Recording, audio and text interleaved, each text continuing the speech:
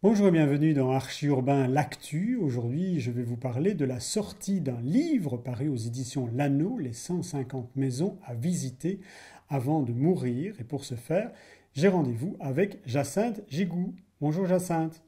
Bonjour, bonjour Emma. Mais c'est un livre que tu n'as pas écrit toute seule. Je l'ai écrit avec un ami journaliste qui s'appelle Thijs de Meulemesser. On a donc eu ce projet de faire un livre sur des maisons dans lesquelles on peut rentrer, des maisons que l'on peut visiter partout dans le monde. Quelque chose un peu comme un guide de voyage, si on veut, hein, spécial architecture. Parce que souvent, nous, quand on voyage avec Thijs, c'est vraiment pour aller voir telle ou telle maison. Et on s'est dit, voilà, c'est pas toujours évident de trouver le moyen de les découvrir, etc. Comment est-ce que vous avez fait ce répertoire? Ce livre, il fait partie d'une collection où c'est toujours 150 quelque chose à découvrir avant de mourir.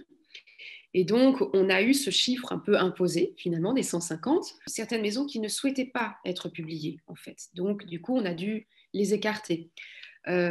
Parfois aussi, on a été arrêté par les photos, la qualité des photos. Donc, c'est pas très scientifique, tu vas me dire tout ça, mais c'est quand même des questions importantes pour. Pour la publication d'un bouquin, effectivement, parce que c'est pas vous ou vous n'avez pas engagé un photographe spécialisé qui a parcouru le monde, ce sont donc chaque architecte, chaque propriétaire qui vous a envoyé des informations et des photos sur leur maison. Il y a nos propres photos aussi à Thaïs et moi, puisqu'on en a quand même vu, tous les deux, on en a quand même vu une bonne série hein, de toutes ces maisons. Mais la plupart du temps, en effet, c'est le lieu qui les a fournis directement, donc soit le propriétaire ou parfois ce sont des maisons qui sont même publiques, qui sont des musées en fait.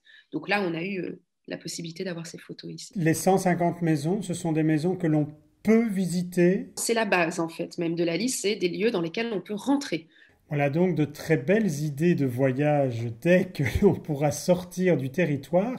Mais tant qu'on ne peut pas sortir du territoire, il y a quand même plein de bijoux à voir ici en Belgique qui sont reprises dans votre bouquin également. On ne pouvait pas ne pas parler des maisons qui sont tout près de nous, puisque on vit tous les deux en Belgique. Thaïs vit à Gand et moi à Bruxelles.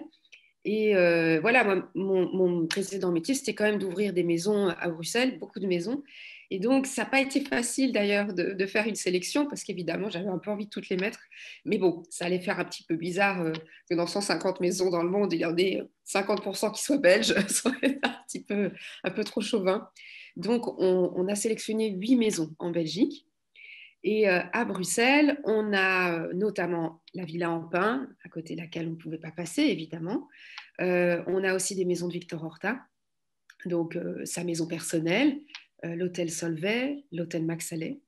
Et puis, on a aussi une maison moderniste de Louis Herman de Koning, puisque pour moi, c'était important, en fait, aussi, ça, c'est également un critère important dans notre sélection, c'était que certains architectes soient présents dans cette liste. Et je voulais qu'il y ait une maison de Louis Herman de Koning dans cette liste internationale. Cette dernière maison moderniste me fait penser à une très belle page que tu alimentes régulièrement sur Instagram qui s'appelle modernista.be. Je voulais t'en féliciter également et n'hésitez pas, vous qui regardez cette vidéo, à vous abonner sur Instagram à modernista.be. Alors, est-ce qu'il y a des bijoux absolument que tu dis que dès que les frontières seront ouvertes, on doit aller visiter? On a mis un peu les highlights, on va dire vraiment les maisons comme la maison sur la cascade de Frank Lloyd Wright, celle-ci qui est peut-être l'une des plus célèbres, mais on a aussi mis la Villa Savoie de Le Corbusier, ces maisons-là, effectivement, mais on a aussi mis des pépites, des choses qui ne sont pas très connues en fait, mais qui sont assez incroyables et pas forcément loin en fait. Je dirais, il y en a une qui est vraiment très étonnante, elle est en Ardèche, c'est la maison Unal. Et elle est construite c'est un couple d'architectes qui est à l'origine de cette architecture-sculpture. C'est une technique en fait où on projette du béton sur des armatures en métal, en fait en fer. Hein. On va arquer des fers sur lesquels ensuite on va mettre un grillage et puis projeter du béton. Et comme ça, on va créer les formes comme on veut. Et du coup, c'est un peu la maison des Barbapapa en vrai.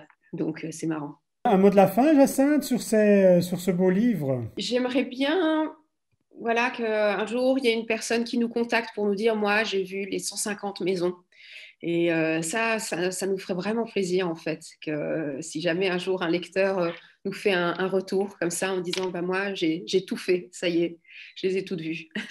Je ne sais pas si je ferai les 150 maisons, mais en tout cas, je suis certain que je prendrai ce livre comme guide de voyage pour un prochain voyage dès que je pourrai partir à l'étranger, ou pourquoi pas rester dans son pays. Jacinthe, je te remercie pour ces explications et bon vent à ce merveilleux bouquin, Les 150 maisons à voir avant de mourir. Merci. Merci beaucoup à toi.